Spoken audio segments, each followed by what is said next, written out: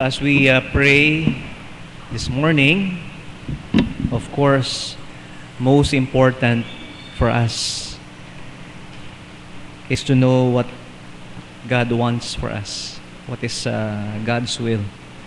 And I pray that you find it. So maibigay po sa atin yung kaalaman sa kalooban ng Diyos.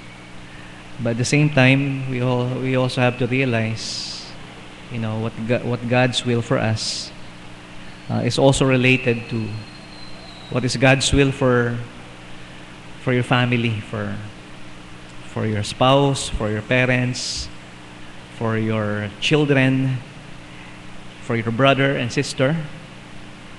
So knowing God's will for you is like, giving you one piece of the puzzle. Okay? So unless you're able to fit that piece, kung ano po ang kalooban ng Diyos sa iba, then we're not going to see the big picture, kung ano po ang gusto ng Diyos para sa atin.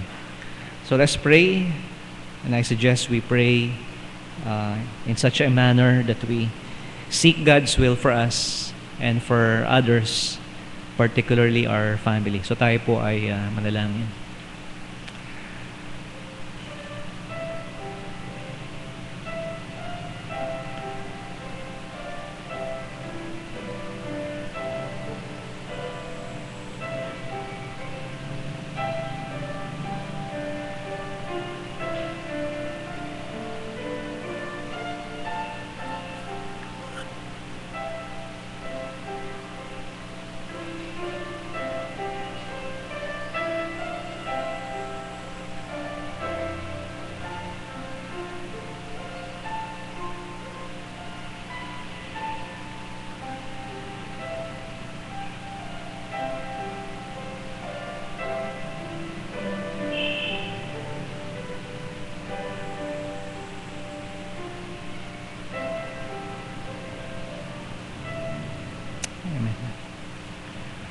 So while we are standing, please turn your Bibles to the Gospel of John, John chapter 1.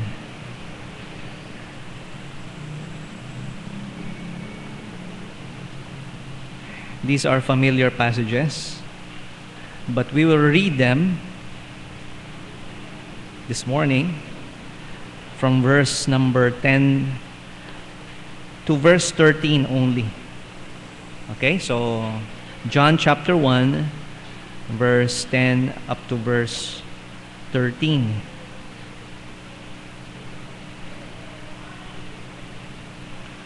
So if you have it, babasahin po natin ng sabay-sabay. We'll be reading it in English using the King James Bible. Okay? First, John chapter 1, verse 10 to 13. Ready? Begin. He was in the world, and the world was made by him, and the world knew him not. He came unto his own, and his own received him not. But as many as received him, to them gave he power to become the sons of God, even to them that believe on his name, which were born not of blood, not of the will of the flesh, nor of the will of man, but of God. Thank you. You may take your seats. So these are familiar verses, probably one of the first verses you've read as a believer, especially 1 John 1:12. Hebrews chapter 2, if you please would like to turn there, not so familiar. Okay, Hebrews chapter 2.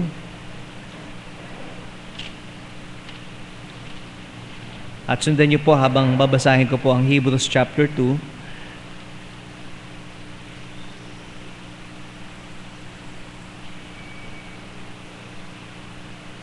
Verse 9, 10, and to 12.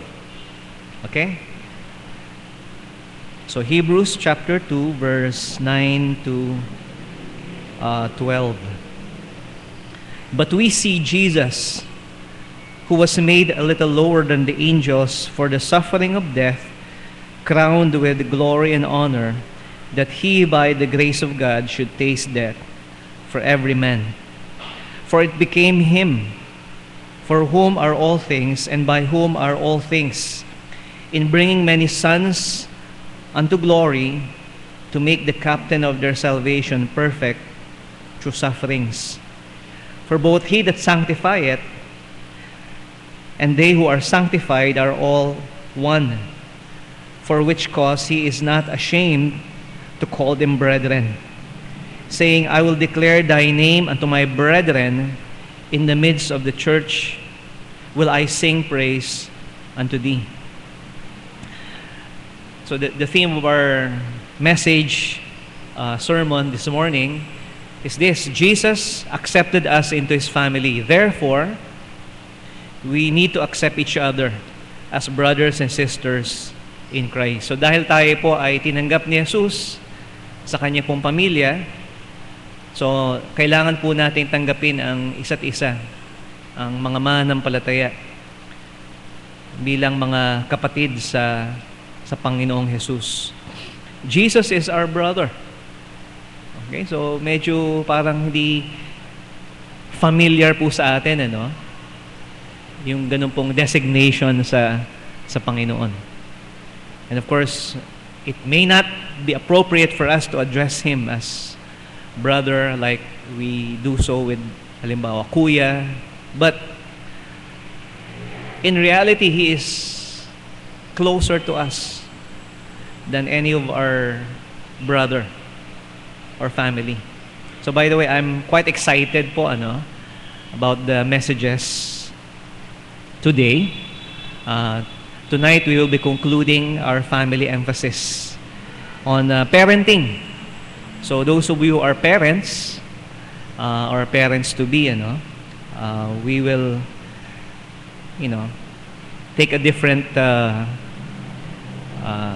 direction sa ating family focus as we resume our study on Ephesians chapter 6. So matagal na tayo nag-aaral sa Ephesians, parang hindi na tayo matatapos, pero chapter 6 na tayo. And we will be looking at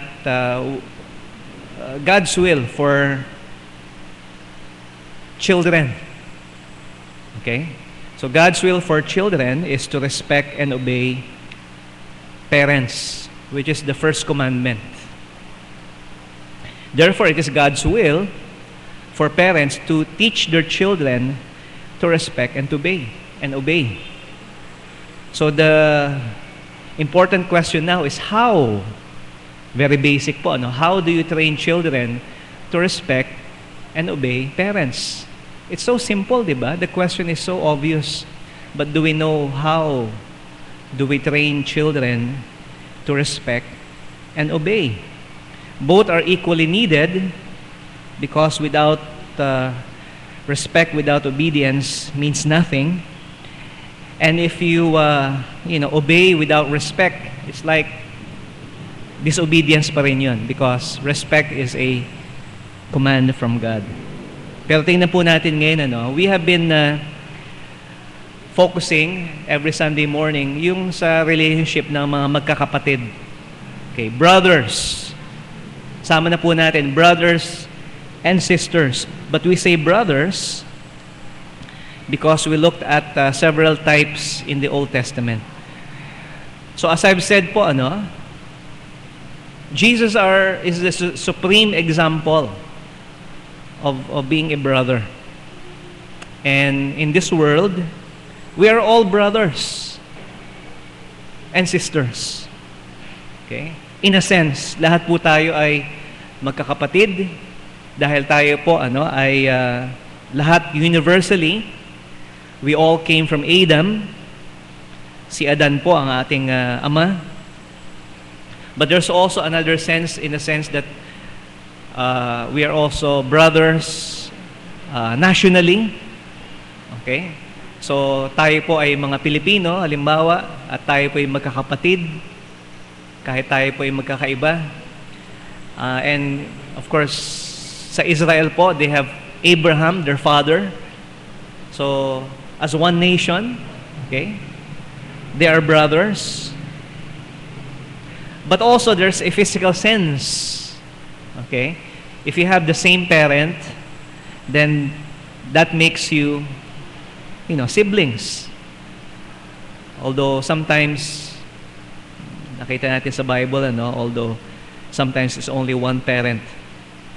Pero ang pinaka-importante sa lahat at pinaka-malapit sa lahat na dapat po nating ma-achieve is that brotherhood in which spiritually we are related in Jesus Christ. As brothers and sisters in the Lord.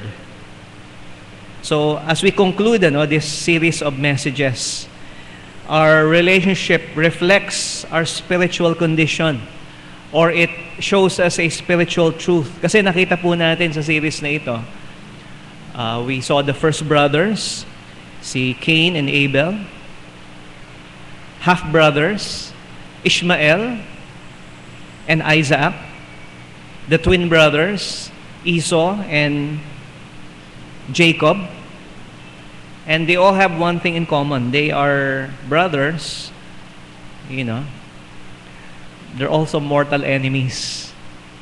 And of course, may purpose ng Scripture para mapakita yung contrast regarding certain truths in the New Testament. Yung pagkakaiba ng grace, works, okay, faith, okay, na tayo may ligtas without works,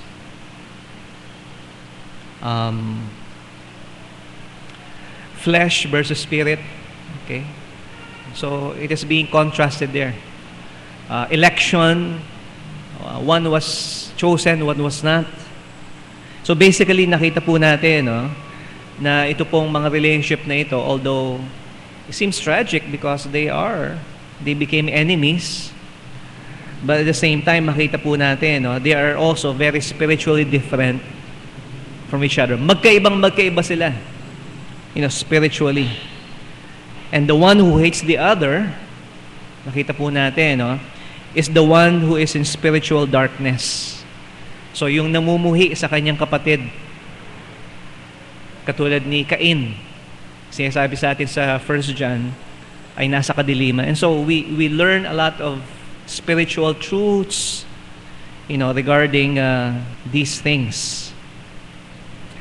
Pero tingnan po natin that there is no example that could teach us about brotherhood ang ating pong Panginoong Jesus. Siya po ang ating perfect example that we should look to. And how do we see that? Okay? You see, the New Testament, marami pong sinasabi ang New Testament patungkol sa relationship natin bilang mga magkakapatid sa Panginoon. Napakadami. Let brotherly love continue. Love the brotherhood. Okay? Love each other as brothers and sisters in Christ. But the point that I would like to make is this. Sa 1 John chapter 1 verse 10 to 13, nakita po natin, Jesus Christ came unto His own. Okay? Sino po yun? Yung mga kababayan po niya. Yung mga kapatid niya. Yung mga Jews. Mga kababayan po niya. He came unto His own, and His own did not receive Him. Hindi ho siya tinanggap. Jesus also suffered rejection from His own family. Really? Yes. Particularly from His siblings, from His brothers and sisters. Yes. Okay? If you didn't hear me, yes.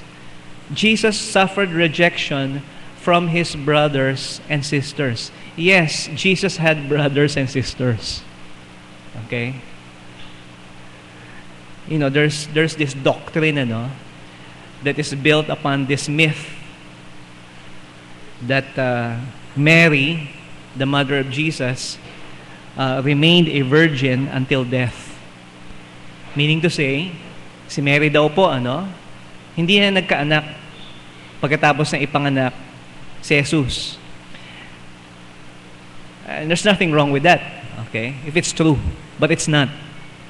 But they made that as a basis for their doctrine, yung pong aral po nila na dahil si Mary ay virgin and therefore sinless, and therefore she could be, our Savior. Pwede ho tayong manalangin sa Kanya. Pwede ho siyang magligtas sa atin. So as I've said, it is based on a myth. Because if you read the Bible, you will see very clearly that Jesus had relationships. Let's do that. Let's show from the Bible, Mark chapter 13. Mark chapter, I'm sorry,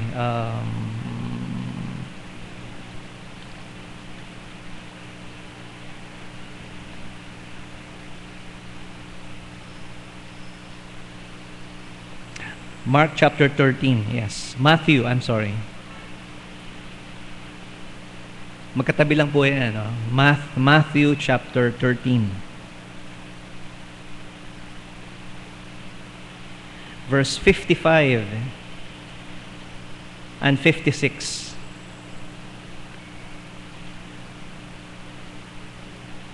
Okay, so sinasabi po dito, is not this the carpenter's son? Speaking of Jesus, is not his mother called Mary, and his brethren, James, Joseph, Simon, and Judas? And his sisters, are they not all with us?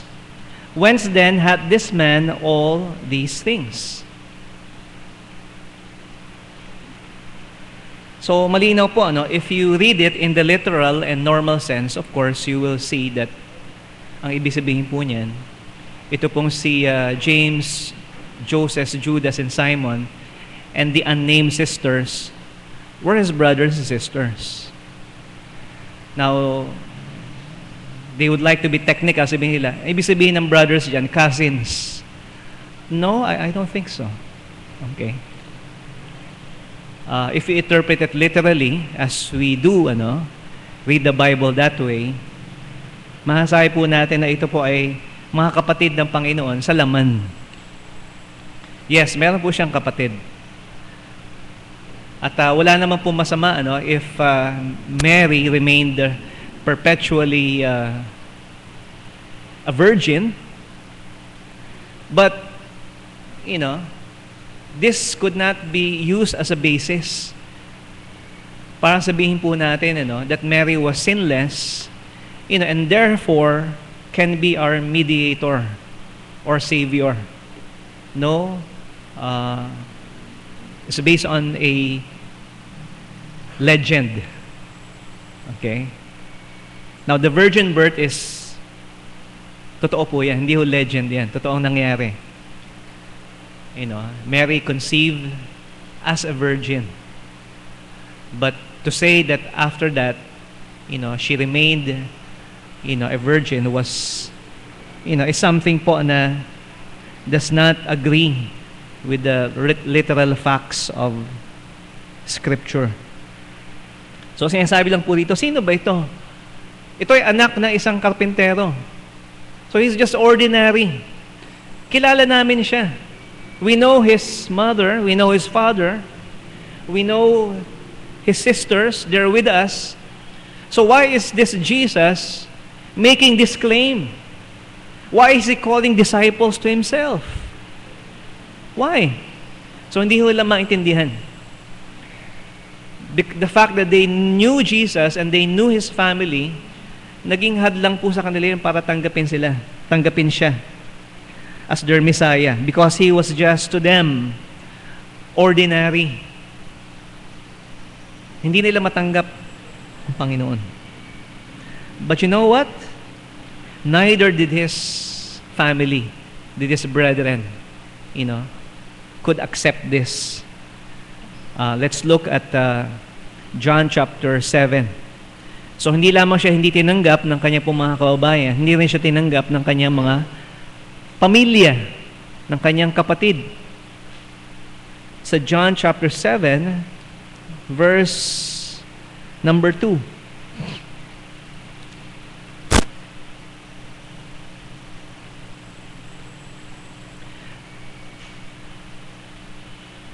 Now the Jews' feast of tabernacles was at hand. Verse 3, his brethren therefore said unto him, depart hence and go into Judea, that thy disciples also may see the works that thou doest. For there is no man that doeth anything in secret, and he himself seeketh to be known openly. If thou do these things, show thyself to the world. Verse 5, for neither did his brethren believe in him. So, ibig sabihin po nito, they were saying, oh, go to Judea. Doon ka pumunta. Okay, don't stay here in Galilee, in Nazareth. Go there. Make yourself known to the world. It seems like a good advice, pero it was being said, parang in contempt. Okay, huwag ka dito, doon ka. Sabi ng mga kapatid niya, James, Joseph, Judas, and Simon, go. Okay?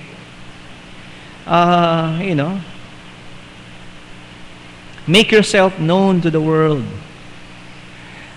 And they said this because sinasabi ito, for neither did his brethren believe in him. Ang mga kapatid po ng ating Panginoong Hesus sa laman, hindi ho mga believers. Now, does that sound familiar? Yes. Okay. Do you have siblings who are not believers? Guess what? Jesus Christ had brothers and sisters, they grew up with Him, kilala nila kung sino siya, pero hindi sila naniniwala sa Kanya. So He suffered rejection from His own family. They did not accept Him as their Messiah. Alam niyo po, it was only after the resurrection. If you read in 1 Corinthians 15, na ito pong si James, when he saw the Lord, nung nabuhay na maguli si Jesus, pagkatapos siya ipako sa krus, nilibing at nabuhay na maguli, doon lamang naging believer, naging mananampalataya, naging disciple, itong kapatid niya si James. And also si Judas, who wrote the Epistle of James and the Epistle of Jude. Sila po yung mga half-brothers ng Panginoon. But they did not believe in Him at first. Okay? They could not conceive that itong kapatid namin, itong kuya namin, siya ang magliligtas sa kasalanan ng buong sanlibutan. Wow, that's too much for them to take. Pero they did not only not believe in Him, but they were also ashamed of Him. Nahihiya sila para sa Kanya po mga ginagawa. Let's turn to Mark chapter 3. Okay, Mark chapter 3. So Jesus began calling disciples. Dito sa Mark chapter 3, verse number 30.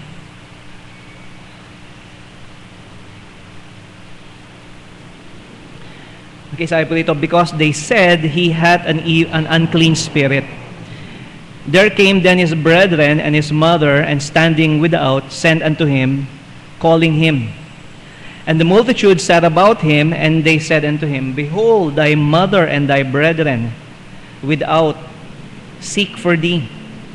And he answered them, saying, who is my mother or my brethren? And he looked around about on them which sat about him, and said, behold, my mother and my brethren.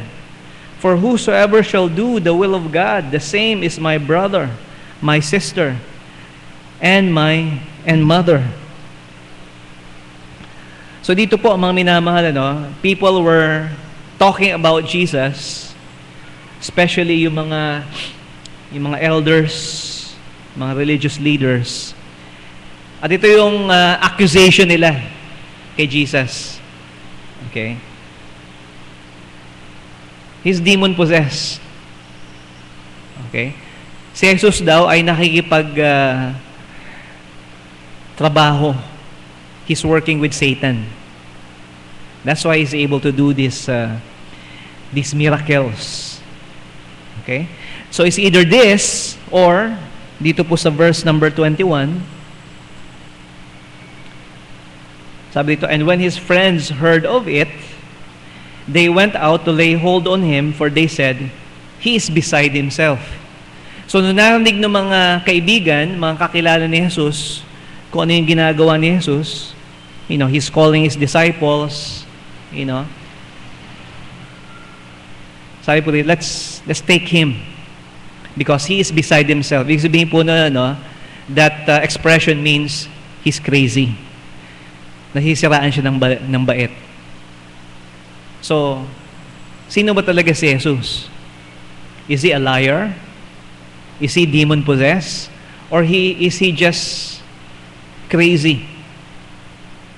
That they want to take him kasi, he's beside himself. But anyhow, because of these feedbacks, okay, na narinig ng mga kapatid niya, they want to speak to him. Okay, that's the context. Gusto nilang kausapin si Jesus, okay, yung mga kapatid niya, marahil para sabihin sa kanya, ano ba yung ginagawa mo?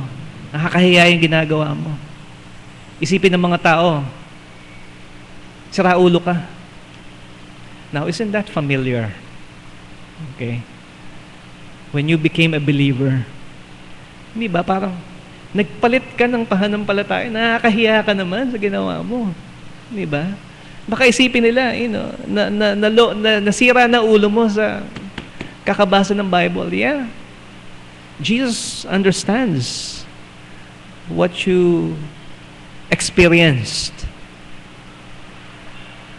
And so makita po natin, Jesus Christ suffered rejection from His nation, from His people. No prophet, sabi niya, is accepted in his own country. Doon po sa Nazareth mismo, where He grew up, they did not believe Him. But the most grievous of all is that His own family, siblings, did not believe Him. Why? Because they are family. Okay? They are familiar.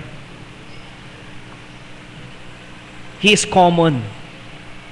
Yung isa pong bagay na lagi mo nakikita and you think you know somebody because they are with you every day, sometimes you begin to be biased. So there's a saying nga, di ba? Familiarity breeds contempt. So hindi nila matanggap, yung mga kapatid ni Jesus, hindi nila matanggap kung sino siya dahil akala nila, this man grew up with us and we know him, and so they did not accept him. Pero tingnan po natin kung anong ginawa ni Jesus para sa atin.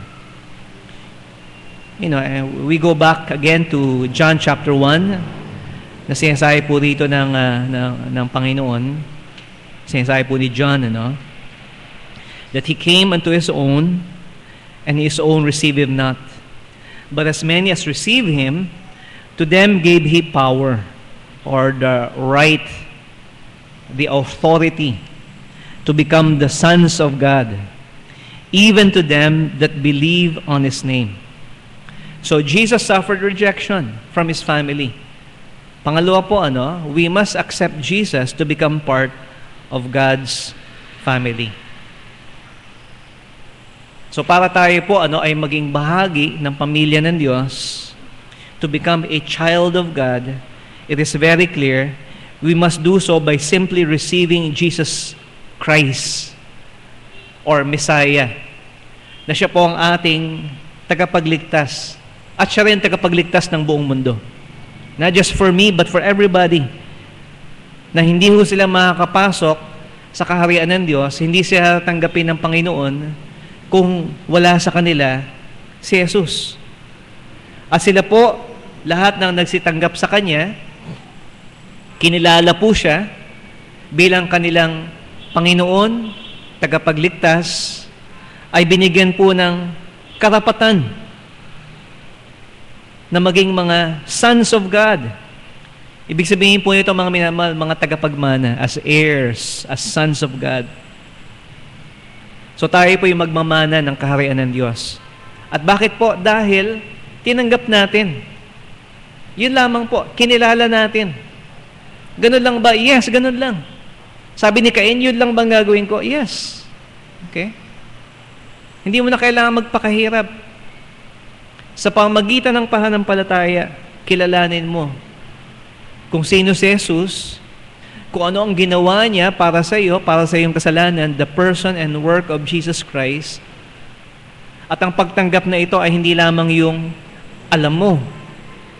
Kasi alam mo na ito eh. At buong mundo alam ito. Pero yung pagkilala sa Kanya. Okay? Maraming mga tao, they know what the Bible says. But do they believe it? Do they take this as their authority? So kung kinikilala po natin na si Jesus ay ang ating Panginoon at ang ating tagapagligtas, then tayo po, mga minamahal, will be given power to become the sons of God. So ibig sabihin po dito, nung receive to them that believe on His name, on His person. So sino ba si Jesus? For His brethren, He's just kuya nila, kapatid, pero He's more than that. He's the Lord. He's the Son of God. He is God. Siya po yung Diyos na nagkatawang tao.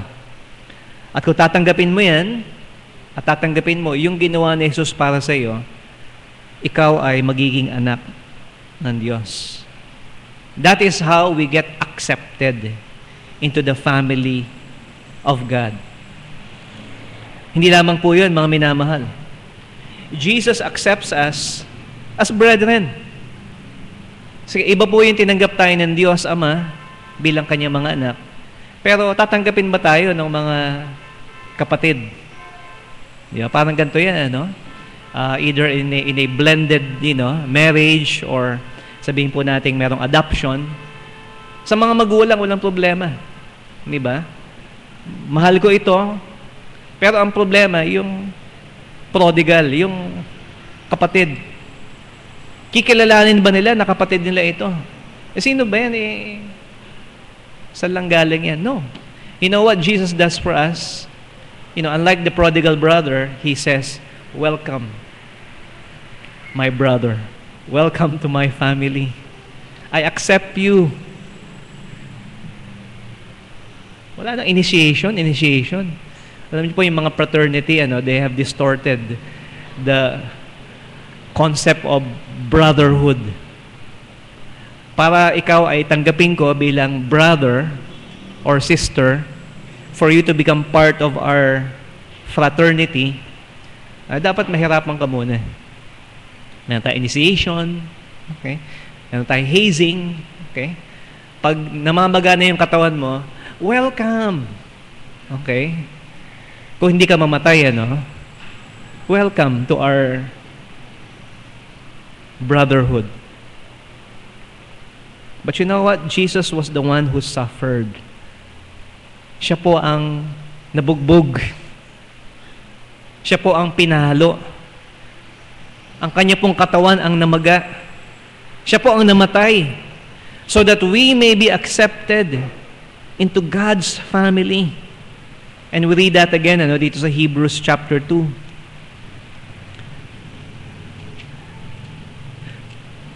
So kung siya po ay anak ng Diyos, bakit siya naging katulad natin? Bakit kailangan na, sige, tanggapin namin siya bilang Panginoon, bilang Diyos. Pero, ba't nililito mo pa kami? Bakit hindi nilang sabihin mo na ikaw ang Panginoon? Ba't kailangan ka pang maging katulad namin? Well, this is the reason. Hebrews chapter 2 verse 10 says here, for it became Him. Let's begin in verse 9. But we see Jesus, who was made a little lower than the angels, for the suffering of death, crowned with glory and honor, that he by the grace of God should taste death for every man. For it became him for whom are all things, and by whom are all things, in bringing many sons unto glory, to make the captain of their salvation perfect through sufferings. So dahil daw po sa paghihirap, pagpapakasakit na ginawa ng ating Panginoong Hesus para sa atin, we are accepted. We are welcome. You don't have to be beaten blue and black. Hindi ka kailangan maghirap. Hindi kailangan pahirapan. Hindi kailangan na initiation. Jesus said, ako na yung tumanggap noon para sa iyo. Welcome. You just have to trust in me. And so, makikita po natin, in verse 11, for both he that sanctifieth and they who are sanctified are all one, for which cause he is not ashamed to call them brethren. Ang mga kapatid ng ating Panginoong Jesus, they were ashamed of Him. Hindi po nila kinilala si Jesus, kinakahiya nila yung kapatid nila. Okay? Kung may kapatid ka, huwag mo ikakahiya yung kapatid mo, kahit anong mangyari. And yet, Jesus was doing something for the glory of God, and yet they were ashamed of Him. Sinasabi ito sa Hebrews, He's not ashamed of them. He's not ashamed to call them brethren, saying, I will declare thy name unto my brethren. In the midst of the church will I sing praise unto thee. Si Jesus po ay kapatid natin. Dahil tayo po ay anak ng Diyos, therefore, that makes the Lord Jesus Christ, in a sense, our elder brother. At kaya po siya nagkatawang tao, kaya po siya naging katulad natin, na halos kapantay po natin, mga minamahal, that He may die for us, and He became like us. Sinasabi po rito, let's read on, sa verse 14. For as much then as the children are partakers of flesh and blood, He also Himself likewise took part of the same, that through death He might destroy him that had the power of death, that is the devil, and to deliver them through fear of death, were all their lifetime subject to bondage. For verily He took not on Him the nature of angels, but He took on Him the seed of Abraham.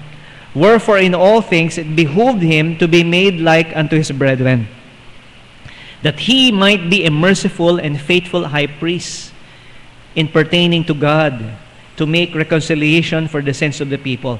For that He Himself suffered being tempted, He is also able to succor them that are tempted. So in other words, siya po ay naging katulad natin so that He might understand us, para maunawaan niya po tayo. Alam niya. Okay? He's God. Okay? But He experienced being like us so that He might sympathize with us and help us, succor us in the face of temptation and trials. Maaari niya po tayong matulungan kasi alam niya kung paano magtagumpay sa pagsubok at kasalanan. So that's why Jesus became our brother. And nobody understands you more than your brother. Sana totoo yun, Naintindihan mo ba yung kapatid mo? Naintindihan ka ba ng kapatid mo? Dapat ganun. Of course, physically, dapat, Pero how much more, mga minamahal, spiritually? And that is our last point. Okay? So nakita po natin, Jesus was rejected, suffered rejection from His brothers. We must accept Jesus to become part of God's family. Jesus accepts us as brethren, and the conclusion of that is this: we need to accept fellow believers as brothers.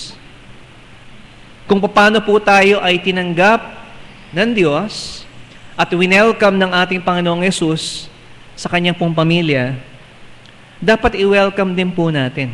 Tanggapin po natin, kilalanin po natin na kung meron pong mananampalataya, ano ba siya? Kaaway ba yan? Hindi po. Kapatid po natin yan. Alang-alang sa ating Panginoong Yesus. Alam ko minsan meron mga bagay na, namamagitan sa atin bilang mga magkakapatid. Many things, personal, denomination, issues. Pero tingnan po natin, gaano karami yung mga pahiwatig at paalala sa atin sa bagong tipan na mahalin natin ang isa't isa. Love one another. And the context there is love as brethren. Okay? Continue in brotherly love. Love the brotherhood. Love one another. There are so many passages that tells us to accept fellow believers in Christ. Though we may be different from each other, socially. Okay? Kung mahirap ka, hindi ka pwede rito. Doon ka sa, no? Kung ikaw ay maputi, hindi ka pwede rito. Bawal maputi rito.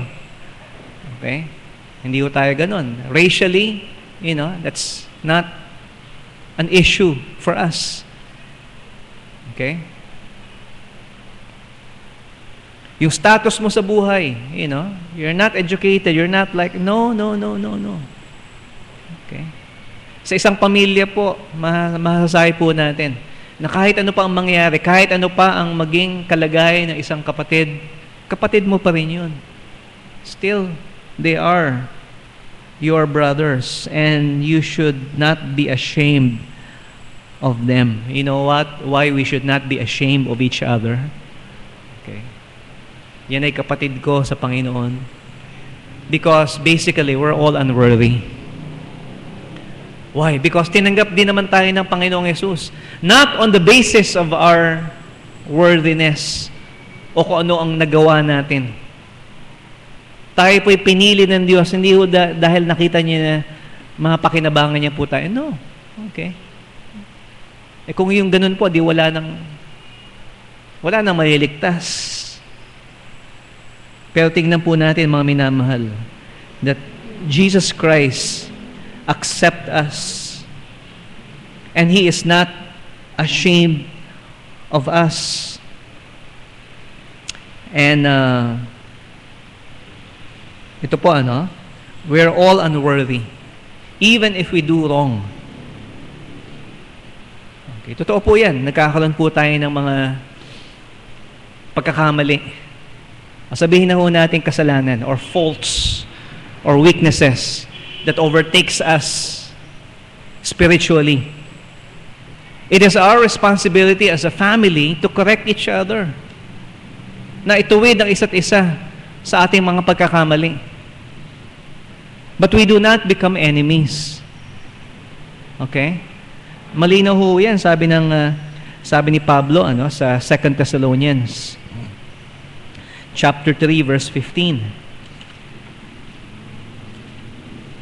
Paul was correcting a problem dito sa Thessalonian church, and in 2 Thessalonians chapter 3 verse number 15, yet count him not as an enemy, but admonish him as a brother.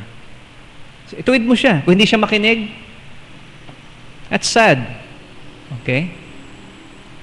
Nagkamali siya, okay. But he does not become an enemy. Okay? Hindi ho tayo magkaaway. At alam niyo po, ang pinakamatitinding pag-aaway na nakikita ko sa mga church, sa mga simbahan. Why? We have only one enemy. For we wrestle not against flesh and blood. And so why should the brother become our enemy? Maybe because spiritually, we're in darkness. But we're only human.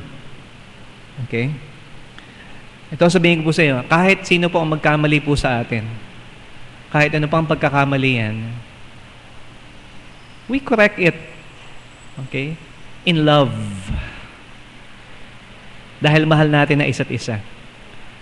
But never will we say, hindi na kita kapatid. Only God knows that. Okay? Admonish him, sabi rito, admonish him as a brother.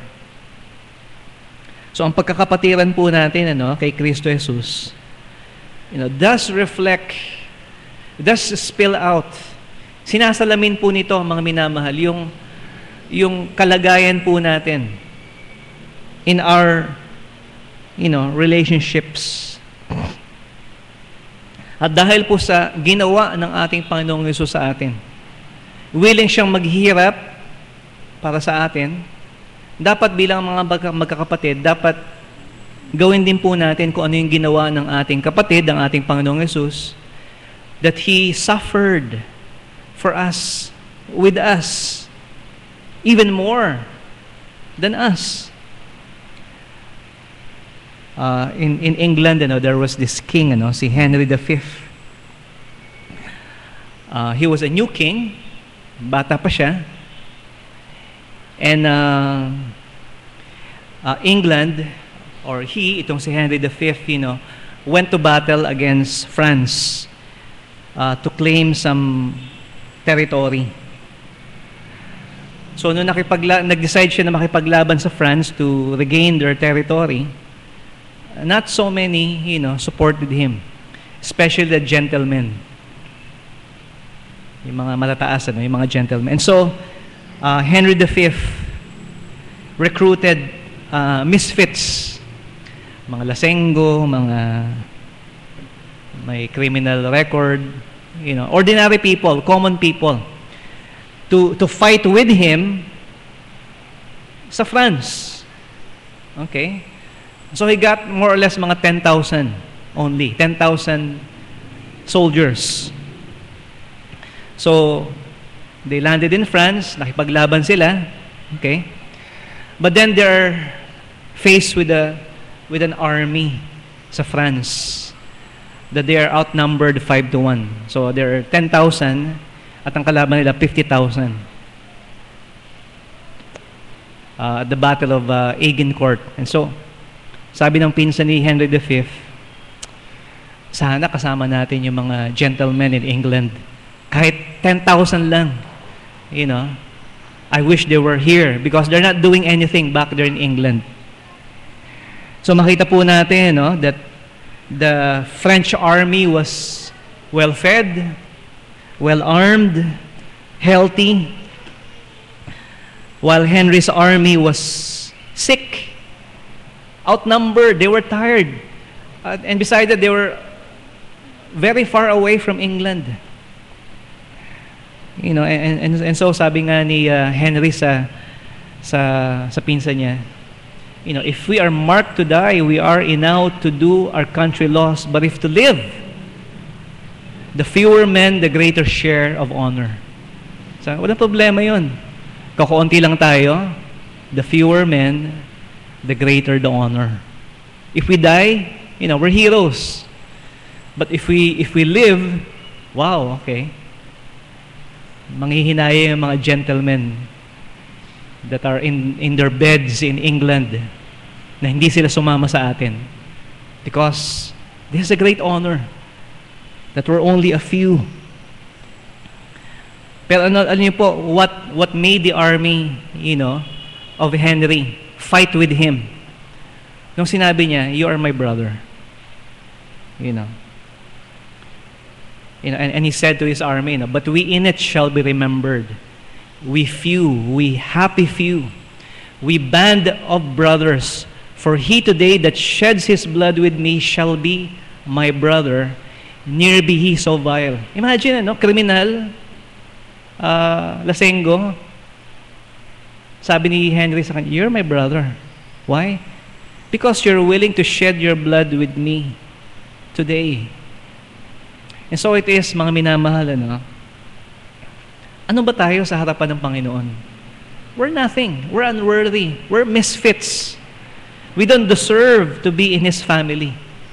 And yet, because, not us, but because Christ shed His blood for us, then we are His brothers. Tinawag po tayo ng Panginoon na Kanya pong brethren, mga kapatid, because He suffered for us. Ito lang po sabihin ko sa inyo, let's do what Jesus did. Let's be willing to accept anybody, whatever the cost upon us. Ay, mahihirapan ako. Well, Jesus did the same for you. Tanggapin po natin ang isa't isa. Bawat mananampalataya bilang ating kapatid. So tayo po yung manalangin. Maraming pong salamat sa iyo, Panginoon Diyos. Tunay po, Panginoon, ang inyo pong ginawa para sa amin. And we cannot get over the fact, Panginoon, that not only are we part of your family as children of God, pero Panginoon, tinanggap mo kami bilang inyo pong kapatid. At hindi po kayo nahihiya. Patawarin mo kayo, Panginoon, dahil hindi lamang namin kayo kinahihiya. Not only are we ashamed of you, but many times we're also ashamed of each other. Ashamed of who we are in Christ. At dalangin ko, Panginoon, sa iyo, tulungan mo kami, if it need be, Lord, that we suffer so that we may accept those whom you died for. Ito po ang aming samot dalangin sa iyo sa pangalan ng aming Panginoong Hesus. Amen.